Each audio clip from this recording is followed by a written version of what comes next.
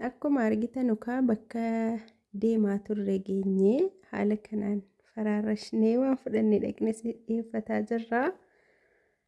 As biratti kun akkuma argitanu daabboo daffa'ee guyyaa hidii lammaffaa moo sadaffaa dhayyu kun naa daabboo maashaallah haala kanaan daffa'ee mummurree wantoota nu barbaachisu walitti goonee shaayillee danfifannee fudhannee deemna jechuudha. Akkuma argitan as biratti shaayinillee danfee jirra, peermusiitti naqataa jirra.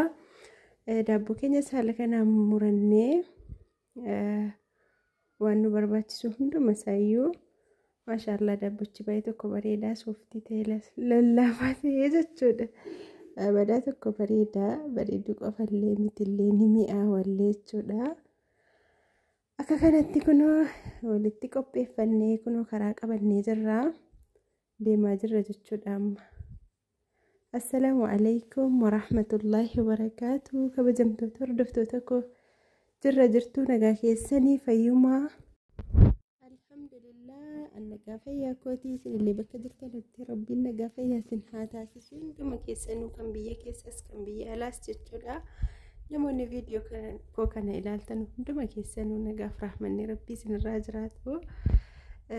Baay'ee tokko badeen jira yuutuubii irraa. Bismillah guyyaa 8 moo 9 wayiiti ergan yuutuubii irratti viidiyoo maxxanseessaa. Egaa rakkoodhuma garaagaraatiin yeroo hunda hin badu jedheen dhufaa tikee ammas immoo nan badaa. Egaa addunyaan akkanuma rabbi amrii kulli nuuf laaffistu inshaallah. Samoona kana ammoo wanti hin badee fi rakkoo bilbilaatiin irraan kan ka'e wallaahi viidiyoo baay'ee waraabaan ture jechuudha.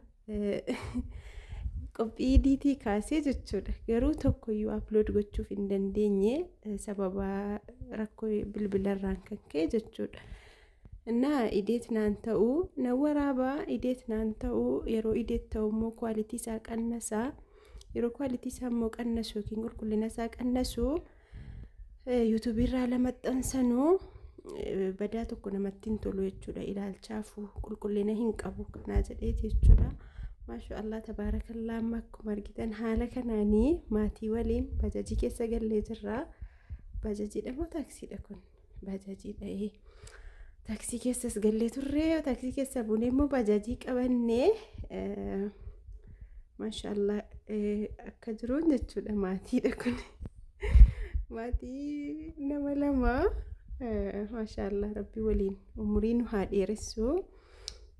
Akka kanaan jechuudha qara deemuuf deemna jechuudha. Aniif siistariin ijoollee siitii waliin ijoollee koo waliin ankoo tokkitti dhuma ka ijoollee koo ta'u walumatti kan siis kan kooti kan koos kan siitii haala kanaanii guyyaa hidii lammaffaa guyyaa hidii lammaffaati.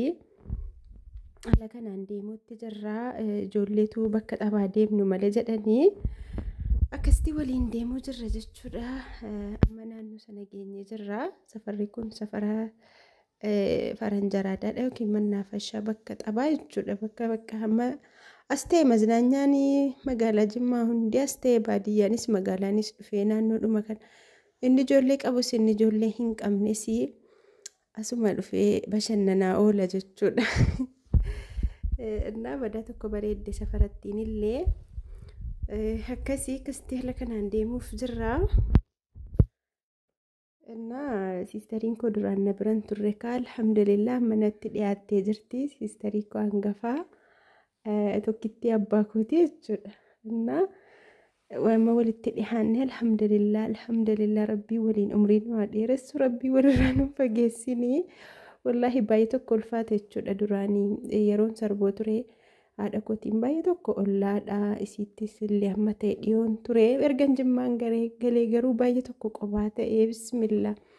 Badaa tokko namatti ulfaata. Garuu alhamdulillah rabbiin quwwaaf qudraa isaatiin siistarii koo na bira fide jechuudha. Innaa alhamdulillah yeroo kamiyyuu jechuudha. Haala kanaan wal arginaa. Baay'ee tokko walitti dhihoo jirra jechuudha. Rabbi waliin nu haa jiraachisu. Rabbi nuuf haa dabalu. Du'aa nu godhaa maashaallah sinirraa jedhaa siniin jenna. Mucaasiin fuuldura jirtu kuni isin jilbaaba gurraacha fuula duwwaa jirtu mucaasii hangafaati. Kun egaa maatii tokko maashaallah maatii lama anaan walitti jechuudha. Inna maashaallah jedhaa rabba guddisuuf ilmaansii kanallee naala kanaanii bakka xabaa kana geenyerraa hadiiqaa jechuudha. Hadiiqaa moo maal jedhamas? Hadiiqaa jedhamasaa akka Arabiffaatti. Inna viidiyoo kana guyyaa hiidii lammaffaati jechuudha kan inni isiniif waraabee egaa walumaan akkuma yaadannoottis ni ta'a asirraa lagadhiifamu. Amma qafoorraa dileet nan godhaa yeroon yuutuubii irratti maxxansee kee garuu hanga waggaa meeqaa asirra taa'ee ijoolleen kun illee gurguddatanii ilaaluu danda'u jechuudha. Garuu wanti qafoorra yookiin wanti miimoorii irraa inuma bada. Miimooriin cabuu danda'a, baduu danda'a, wanti qafoorraa dileet ta'uu danda'a. Garuu wanti miidiyaarraa yookiin wanti yuutuubii irraa yoomiyyuu baduu hin danda'u.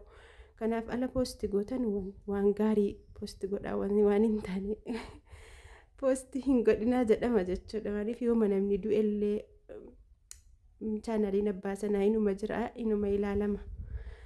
Kanaaf kuni wantoota barnoota hin qabnellee yoo ta'e nuyiif yaadannoodha. Ijoolleedhaaf iyyuu keessatti immoo gaafa gurguddatan as keessatti of argu jechuudha. Haati keenya adaadaan keenya akkas nu godhaa turte bakka akkasii nu geessaa turte jedhu isaa wallalaa akkasuma.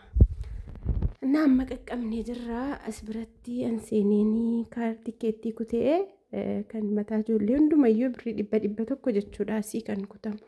Magbiyaan kanaa keessa galuun garuu xaba guutuu ijoolleen tokko xaba guutuu taphattu yoo jedhame as keessaa walumaa galatti ijoollee tokkoof 500 kutama. Innaa dirqamaa miti jechuudha garuu 500 kutanii seensisuun magbiyaa bicha olli xabicha birrii 100 kutama. Achiin isa barbaadame isa waan ijoolleen taphachuu barbaadame irratti immoo kaffalamaaf jechuudha. Innaa maashaallah uummanni isaa akkan qabu jechuudha. Maashaallah aleeha. Inuma bakka kun asrii booda ta'eera garuu sanuma amma ta'e qannaseera jedhamaara yeroo kanayyuu garuu laalaa maashaallah. Akkasitti namni ijoollee isaa qaqqabatee akka kana ijoollee ofiitiif bootaa kennanii waan isin barbaadde bakka isin barbaadde geessuun bareedaadha jechuudha. Wallahi maashaallah sammuu ijoolleetiifis akkasitti gaa kunoo keessa galchinee taphachiisnee asuma keessatti naqneenii jira nuyi achi baanee teenyaa jechuudha. Jirra taphatan maaliif jirra of beekanullee keessa jiru gatii ta'e jennaan. Mariitu eeloo ana duwwaati asitti dhiisee qophaa si biraa hin deemu maaliif isa biyyiidha isiin. Kunoo mucaan siistarii kan hangaftii jirti isiin in ilaaltiin jechuudha. Taphataatuma walumaan ilaalti isiin illee isa biyyiidha dhaaba guddatte malee. Akkasii uummata maashaallah laalaa akka baay'ee tokko bakki kanaa hin jiru. Kanuma jechuudha kan irra wayyaadha kan jedhamu magaalaa Jimmaan keessaa. Namoonni qabeenya qabdanu namoonni biyya faranjii biyya alaa waan akkasii jirtan jechuudha. Biyya keessan keessatti waan akkanaa hojjettanii baay'ee tokko bu'aa qabeessa taatu. Wallahi kun kaafee qabaa bukkeedha. Asiin immoo bakka ijoollee maznanyaa qabaa kaafeechillee baay'ee tokko gabaa qaba jechuudha maashaallah. Akkasii kunoo as biratti kunoo as immoo achi baanee bakka wacaarraa achi siqnee haala kanaan afannee waan fuunee deemnee babbaafannee anjiratti dhiiseen dursee dhufee isti qopheessaa jira jechuudha. Shaahii gaahwaa keenya jenna jechuudha asteenyee ijoollee achitti dhiisnee ijoollee nyaatanii ni deebi'u gaa. Akkasii dura yeroo biyya arabaa jirru waan akkasii araboota walii yeroo deemnu waan akkasii hawwina miti. Mana biyya keenyatti haala kana maatii keenya waliin taane jedhamasaa ni mataama haa ta'u hanga jaraa ta'uu dhiisus wanta hanga jaraa hanqises illee hin jiru alhamdulillah. Maaltu hanqatee wanti irraa hidhate jiraa hin jiru waa tokkoyyuu maaltu hanqatee bakka halaawaa namni asirra danachuu malee wanti biraa wanti hidhate hin jiru. Maafi faayidaa inni illee badaa faayidaa amma kanaan qabu irra guddaan rahaa gochuudha jechuudha. Kunoo dhufaniiru akka kana haala kanaan dhufanii jiru. Waan maaliif na fiddanii achi na baasanii na fidanii jettee kisii kassasattee kottu nyaata nyaattee kaatee deebitan jedheenii dhuftee teessee badaa xaba jaallattii bakka sana manaamnis jechuma maamaa bakka iyyuu nageessii maamaa hadhas boriis nageessii jettee jechuudha. Yeroo qabaadhe yeroo hunda geessaara. Miyaansa torbii keessaa guyyaa tokko torbii keessaa guyyaa lama torban lama keessaa guyyaa tokko ji'a keessaan akkasiiti. Akkasii akka kanatti teenyee walitti sababnee shaayii gahaa jennaa dhugnoo nyaannunis niin jedhaa. Egaa namoonni hanga yoonanaa waliin turtanii baay'ee tokko galatoomaa ulfaadhaa jazaakumullaahu khayran. Kunoo kana fakkaataa la kunama waanyaasa kanallee mootummaa dhoowwee moo maal wanta ta'e wayii jedhame qophaa'ee ture wanti hundi amma ta'e istaandaardii isaa eeggate garuu egaa seerri biyya keenya xiqqoo ni ulfaata waan jirri dhoowwaniif hin beeku waanyaasa kana. Na kara gadii sana kaaffeedhaa asii kara gamaa immoo bakka xabaatii badaa tokko bareedaadhaa akka dhaqnitti biyya keenyaatti ni gahaga kan kana waliis rabbi nuuf dabalu mitiire kanuma namaa ta'us dhaqanii kana fataa zinaatti jedhanii deebi'uu waa hunda caalaa namoonni biyyoota biraa jirtanii biyya keessatti magaalaa Jimmaa keessatti waan akkana bakka akkanaa gochuu fi jedhaan isiniin jedha baay'ee tokko bu'aa qabeessa taatu namichi amma kaaffee kanaaf waan akkasii kana godhe dhaqee bakka lammaffaatti kaaffee banee jira jechuudha. Baay'ee tokko gabaa qaba maashaallah gabaan isaa sa'aatii 24 dhaabii hin qabu. Akkasii innaa laayikii godhaa viidiyoo keenya laayikii godhaa namoonni meeshaa ajajachuu barbaadan ajajadhaa saaliyaa yuutuubii irra hin jirtu viidiyoo gadhiisaan jirtettanii hin badinaa ayyoomillee jira yuutuubii irra viidiyoo gadhiisuu dhiisus jira waasaappii irraa yoomiyyuu onlaayinii irra na argattu jechuudha. Lakkoofsi koo duwwaa 941 52 74 63 akkasii turtiin keenya kana fakkaataa hanga viidiyoo biraatti walitti deebinutti nagaa rabbi keessanaaf turaa. Assalaamu alaykum warahmatullaahi wabarakaatuh.